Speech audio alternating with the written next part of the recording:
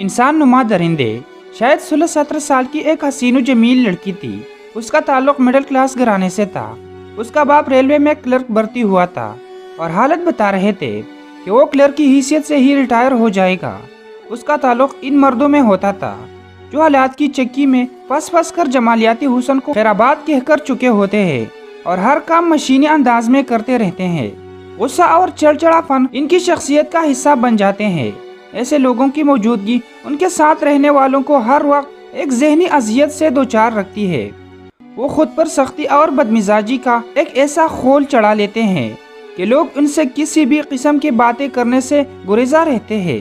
शाहिदा का बाप सख्त तबीयत का ज़रूर था मगर घरेलू मामलात में दिलचस्पी लेता था। जो कुछ कमाता था बीवी के हाथ पर लाकर रख देता था। उसे बीवी और बेटी से मोहब्बत तो बहुत थी मगर वो इजहार नहीं करता था। शाहिदा ने जब ये कहा कि वो मैट्रिक के बाद अपनी तालीम जारी रखेगी तो उसने दफ्तर से कर्ज लेकर कॉलेज में उसका दाखिला भी करवा दिया था। शाहिदा की माँ भी अपने काम से काम रखती और शोहर से दूसरी बीवियों की तरह गलमल कर नहीं रहती थी। उसकी ये वजह भी थी कि वो उससे ज्यादा बातें करना पसंद नहीं करता था और अपने काम से काम रखता था। उसके इस नामुनासिब रवैया की वजह उसके ऑफिस के हालात थे जहाँ बहुत ज्यादा मुलाजिमों की वजह से तरक्की के आसार मादूम थे। सालों हो गए थे और अभी तक उसकी प्रमोशन की दूर दूर तक आसार नहीं थे। अखराजात बढ़ते जा रहे थे और तनख्वाह वही की वही थी। बाप के रवैये की वजह से शाहिदा भी उससे बात करते हुए झिझकती थी और वो घर में होता तो वो सर पर दुपट्टा डाले खामोशी से किसी काम में लगी रहती। शाहिदा को अपनी गुर्बत का बहुत एहसास था। उसकी सहेलियां और आसपास पड़ोसी की औरतें उसकी खूबसूरती की तारीफ करती और उसके दिल में ख्वाहिश पैदा होती कि काश उसका बाप पैसे वाला होता। इस गुर्बत भरे माहौल में रहने के बावजूद वो तालीम हासिल करना चाहती थी। उसकी भी एक वजह थी, वो दूसरी लड़कियों को दफ्तरों और मुख्तलिफ इदारों में काम करता देखती। उसे इनके टाट बाट नजर आते और ऊंची हेल कल सैंडल पहनने कट कट चलती फिरती नजर आती और गट फट इंग्लिश बोलती तो उसके दिल में भी ये ख्वाहिश पैदा होती। वो किसी पर जाहिर तो नहीं करती थी, यह हकीकत थी कि वो एहसास कमतरी का शिकार हो गई थी। उसे अपनी गुर्बत, अपना माहौल और जरा सी चीज़ों के लिए तरसना बिल्कुल अच्छा नहीं लगता था। उसने जेब के खर्च से पैसे बचा कर एक मोबाइल भी खरीद लिया था। ये मोबाइल निहायत छोटा सा था, फंक्शन भी कुछ नहीं थे। नंबर मिलाकर किसी से बात कर लो या फिर FM रेडियो सुन लो, उसके लिए ये भी गनीमत था। उसने अपना नंबर अपनी चंद गहरी सहेलियों को दे दिया था। मोहल्ले में उसकी एक बचपन की सहेली भी थी और उसका नाम नूरी था। दोनों साथ ही खेल कूद कर बड़ी हुई थी। नूरी का बाप नहीं था और माँ ने एक धागा बनाने की फैक्ट्री में नौकरी करके उसे पाला था। मैट्रिक करने के बाद वो बच्चों के एक स्कूल में बतौर टीचर भर्ती हो गई थी। कुछ माह पहले उसकी माँ अचानक बीमार होकर चल बसी थी और अब वो इस दुनिया में बिल्कुल तन्हा थी। अपनी अपनी मसरूफियात के बावजूद दोनों अब भी वक्त निकाल कर कभी कभी एक दूसरे से मिलिया करती थी। आज भी वो ईद की कुछ शॉपिंग करने मार्केट गई थी। शॉपिंग करके वो घर लौटी तो माँ ने उसे खाना निकाल कर दिया। वो अभी खाने से फारग भी नहीं हुई थी कि मोबाइल पर एक अजनबी नंबर से कॉल आई। वो सोच में पड़ गई कि अटेंड करे या न करे। उसने बात नहीं की। खाना खाकर वो थोड़ी देर आराम करने के लिए बिस्तर पर लेट गई। थोड़ी देर बाद उसी नंबर से फिर कॉल आई।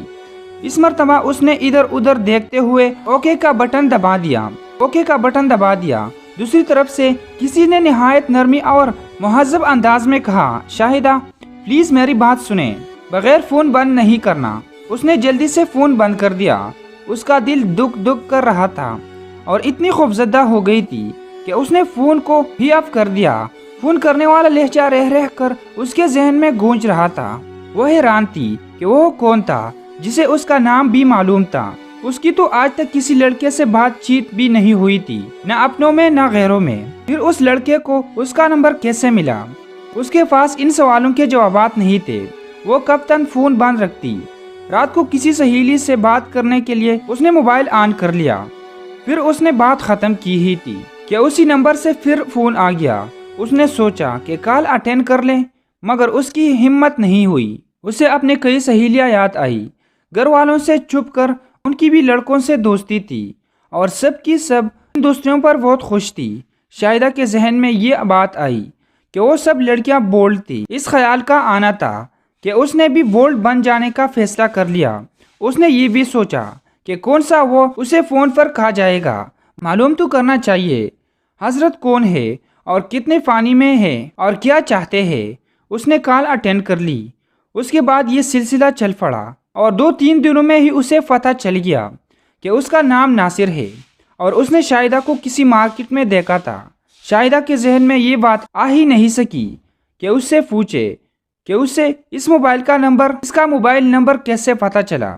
اس نے یہ بھی بتایا کہ وہ ایک امیر باپ کا بیٹا ہے اور اس کے کاروبار میں ہاتھ ہٹاتا ہے۔ اس نے جب اسے پہلی مرتبہ دیکھا تھا تو وہ اسے اتنی اچھی لگی کہ اس نے سوچ لیا کہ اسے سے شادی کرے گا۔ خواہش کوئی بری بات نہیں تھی۔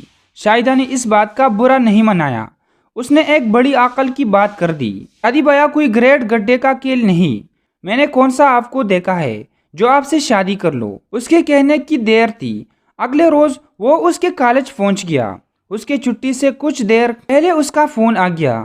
میں کالج کے گیٹ کے سامنے بلیک کلر کی گاڑی میں بیٹھا ہوں اور دعا کر رہا ہوں کہ تمہیں پسند آ جاؤ۔ پسند آیا تو میرے سامنے خودکشی کے سوا کوئی راستہ نہیں ہوگا۔ میں سچ کہہ رہا ہوں، کہو تو قسم کھا لو۔ شاہدہ سناٹے میں آ گئی اور اتنی اہم ہے کہ کوئی اس کے لیے خودکشی کرنے پر بھی تیار ہو سکتا ہے۔ اس کی ایک کلاس فیلو قریب آ گئی تھی۔ اس نے مزید کچھ کہے فون بند کر دیا۔ چھٹی کے بعد وہ گیٹ سے باہر نکلی۔ سامنے ہی وہ کار میں بیٹھا نظر آیا۔ وہ اسے پہچانتا تھا۔ اسے دیکھ کر مسکرایا اور گاڑی کے دروازے کھول کر باہر آ گیا۔ اسے دیکھ کر وہ مبہوت رہ گئی۔ وہ نہایت صاف رنگ کا لمبے قد کا ایک سمارٹ لڑکا تھا۔ اس کے بال اس کی پیشانی پر بکھرے ہوئے تھے۔ گلے میں ڈالی ٹائی جھول رہی تھی اور جسم پر موجود سوٹ خاصا قیمتی دکھائی دیتا تھا۔ وہ مسکراتے ہوئے اسے دیکھ رہا تھا۔ اس کا دل زور زور سے دھڑکنے لگا۔ وہ گھبرا کر جلدی سے کالج کی بس میں چڑھ کر اپنی سیٹ پر بیٹھ گئی۔ اس نے چور نظروں سے اپنے ارد گرد دیکھا۔ کوئی لڑکی بھی اس کی طرف متوجہ نہیں تھی۔ ان کی اکثریت اپنے موبائلوں کی طرف متوجہ تھی۔ اس نے کھڑکی سے باہر دیکھا۔ وہ ابھی تک وہی کھڑا تھا۔ ناصر اسے بہت پسند آیا تھا۔ اس کے بات کرنے کا انداز بہت دلکش تھا۔ وہ اتنی نرمی اور اپنائیت سے بات کرتا تھا کہ جی چاہتا تھا کہ وہ بولتا رہے اور وہ سنتی رہے۔ اس نے اپنی کئی سہیلیوں کی بوائے فرینڈز کی موبائلوں میں تصویریں دیکھی تھی، پر خوبصورتی میں وہ ناصر کا عشیر بھی نہیں تھے۔ گھر پہنچ کر بھی وہ ناصر کے خیالوں میں ہی گم تھی۔ اس نے آئینے میں اپنی شکل دیکھی۔ اسے لگا کہ وہ بھی کسی سے کم نہیں ہے۔ ناصر یقیناً اس کی خوبصورتی سے مرعوب ہو گیا تھا۔ اس کے جدید انداز کے قیمتی کپڑے اور شاندار گاڑی بتا رہی تھی کہ وہ کسی امیر باپ کا بیٹا ہے۔ اس کے علم میں یہ بات تھی کہ امیر زادوں کی دلی خواہشوں ہوتے ہیں کہ ان کی بیویاں کسی فلمی اداکارہ کی طرح حسین و جمیل اور سمارٹ ہو تاکہ پارٹیوں وغیرہ میں دوسرے مردوں پر رعب پڑ سکے۔ اپنی بیوقوفی اور کم فہمی کی وجہ سے شاہدہ ناصر کی خوبصورتی اور اس کے عمارت کے جمال میں پھنس چکی تھی اور ہر دم اسے ناصر کے فون کا انتظار رہنے لگا۔ ایک روز ناصر نے اسے تسلی دی کہ وہ کبھی اس بات سے پریشان نہ ہو کہ اس کا تعلق غریب گھرانے سے ہے۔ اس نے اسے یہ بھی یقین دلایا تھا کہ وہ بہت جلد اپنے گھر والوں کے رشتے کے لیے اس کے گھر بھیجے گا۔ شاہدہ کو یہ سن کر بہت خوشی ہوئی۔ اپنی خوشی کو چھپاتے ہوئے اس نے مصنوعی فکر مندی سے پوچھا، اگر شادی اتنی جلدی ہو گئی تو میری پڑھائی کا کیا ہوگا؟ اس کی بات سن کر ناصر ہنس کر بولا، پھر تم اپنے بچوں کو پڑھانا۔ اس کی بات سن کر شاہدہ شرما گئی۔ ناصر نے پھر کہا، یقیناً تم یہ سن کر شرما گئی ہوگی۔ کاش میں تمہیں شرماتا ہوا دیکھ سکتا۔ دیکھو تم منع مت کرنا، میرے پاس ایک سمارٹ فون بیکار پڑا ہے، اگر کبھی ملے تو وہ میری طرف سے قبول کر لینا۔ میں اس میں نئی سم بھی ڈلوا دوں گا تاکہ تم بھی فکری سے تنہائی میں اسے استعمال کر سکو۔ میرا دن تو کسی نہ کسی طرح گزر جاتا ہے، مگر رات کو تمہاری بہت یاد آتی ہے۔ اپنی کچھ تصویریں بھی مجھے بھیج دیا کرنا جب تک شادی نہیں ہو جاتی۔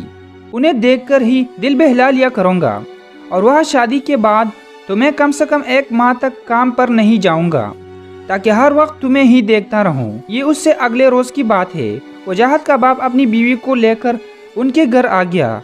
وہ شاہدہ کے باپ کا بچپن کا دوست تھا۔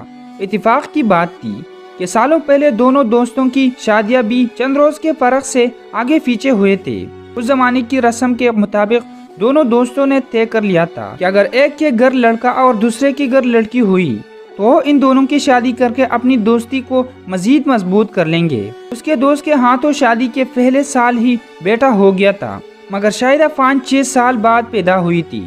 वैसे तो दोनों दोस्त जिंदगी की मसरूफियात से वक्त निकालकर 2 महीने बाद एक दूसरे से मिलिया करते थे, मगर इस दफा बीवी के साथ आमद का मकसद ही यही था कि बरसों पहले जो बात हुई थी उसकी पूरा किया जाए। दोस्त के बेटे का नाम वजाहत था और वो किसी सरकारी इदारे में मुलाजिम था। शाहिदा का बाप उस रिश्ते पर न सिर्फ राजी था बल्कि बहुत खुश भी था।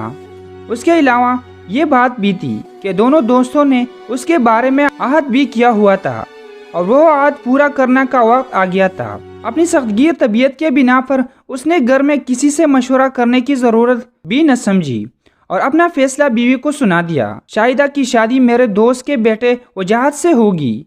माँ तो सीधी सादी एक मशरिकी औरत थी और शोहर से डर कर रहती थी। उसने उस फैसले पर सर झुका दिया और शाहिदा को बाप के फैसले से आगाह कर दिया। ये खबर सुनकर शाहिदा पर तो जैसे क़यामत टूट पड़ी।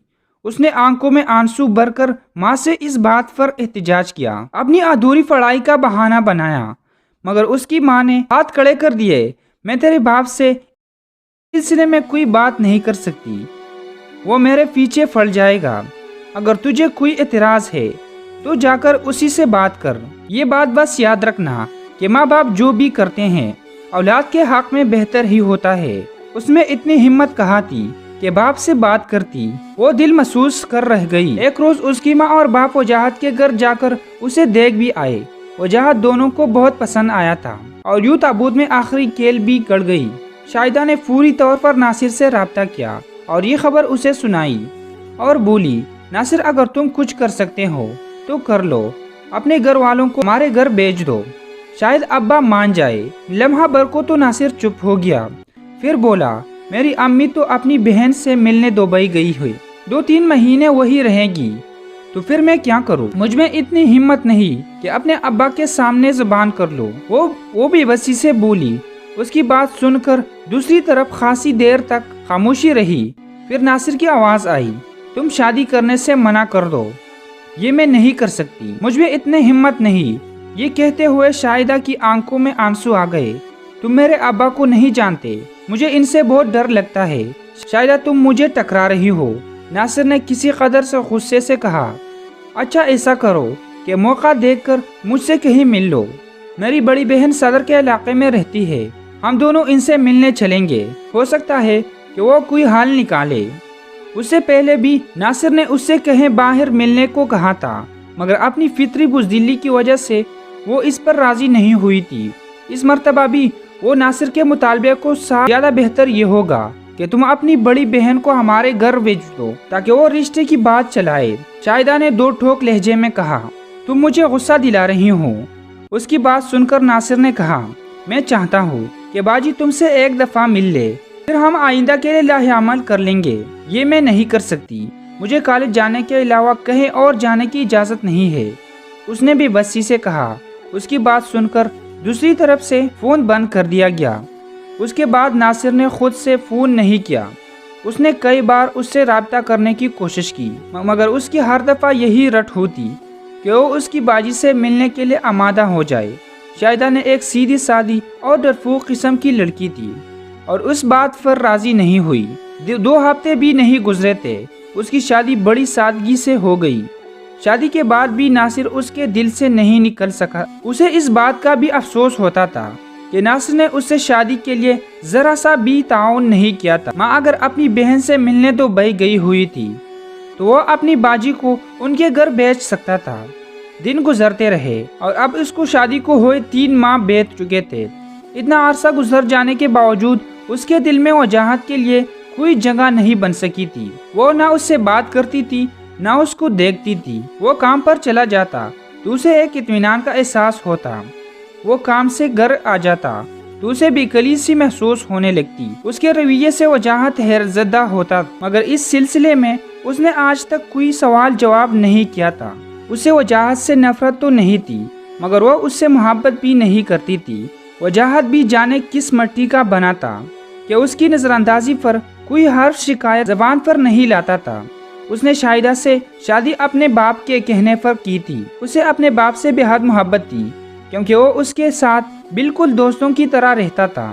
باپ کی خوشی کے لیے وہ گھر میں یہی ظاہر کرتا تھا کہ وہ اس کی شادی سے بہت خوش ہیں۔ شاہدہ بلا شبہ حسن و جمال میں یکتا تھی۔ سر و قد، گورا رنگ، بڑی بڑی آنکھیں، مناسب دہانہ مسکراتی تھی تو بہت ہی پیاری لگتی تھی۔ ہنستی تھی تو گالوں میں گڑے بھی نہیں پڑتے تھے، جس کی وجہ سے ہنستے ہوئے اور بھی اچھی لگ رہی تھی۔ اس سے شادی کر کے وجاہت بھی بہت خوش تھا۔ وہ ایک شرمیلی طبیعت کا لڑکا تھا، اس لیے شادی سے پہلے اس کی جان پہچان کسی لڑکی سے نہیں ہو سکتی تھی۔ ایک تو بیوی خوبصورت اور چندے آفتاب چندے ماہتاب تھی، دوسری باپ کی پسند کی تھی۔ وجاہت بہت ہی مطمئن تھا، مگر شادی کے رات کو ہی وجاہت کو اندازہ ہو گیا کہ بیوی کوئی سی ملی ہے۔ اس نے یہ سچ کر دل کو تسلی دی کہ گھر والوں سے دوری کی وجہ سے ایسا ہوگا۔ ہفتہ گزرا تو برف پر بھی نہیں پگھلی۔ ایسا معلوم دیتا تھا کہ جیسے شاہدہ کو دنیا کی کسی چیز سے دلچسپی نہیں ہے۔ وجاہت نے یہ بات بھی نوٹ کی کہ وہ اس کو خود سے مخاطب نہیں کرتی تھی۔ وہ کوئی بات کرتا تو جواب دے دیتی، ورنہ خاموشی بیٹھی رہتی۔ اس کی ماں سے اس کا رویہ البتہ دوسرا تھا۔ اس کے پاس بیٹی ہوتی تو خود سے ہی باتیں شروع کر دیتی۔ بہرحال ماں اور باپ دونوں کو بہو پسند آ گئی تھی۔ وجاہت نے ماں سے بھی شاہدہ کے نامناسب رویے کے بارے میں ایک لفظ تک نہیں کہا تھا۔ وجاہت نہیں چاہتا تھا کہ شاہدہ کے بارے میں کوئی منفی بات کر کے گھر کی خوشیوں کو فکر مندیوں میں بدل دے۔ اسے دنیا والی چالاکیاں بھی نہیں آتی تھی کہ وہ شاہدہ کے اس رویے کے متعلق اندازہ قائم کرتا۔ ایک دفعہ دل نے چاہا کہ اس سے پوچھے کہ وہ یوں دور دور کیوں رہتی ہے، مگر ممکنہ بدمزاجی کی وجہ سے وہ خاموش ہی رہا۔ ان تمام باتوں کے باوجود وہ اس سے بہت اچھی لگتی تھی۔ ایک دو دفعہ اس نے اس سے اچھی نہیں لگنے والی بات کا اظہار بھی کیا، مگر رد عمل میں اس کا جھکا ہوا سر اور ایک انگلی سے بستر کی چادر پر کھینچتی لکیریں ہی دیکھنے کو ملے۔ شاہدہ کے اس رویے کو دیکھ کر اس کی ہمت ٹوٹ گئی اور اس نے بھی خاموشی کی راہ اپنا لی۔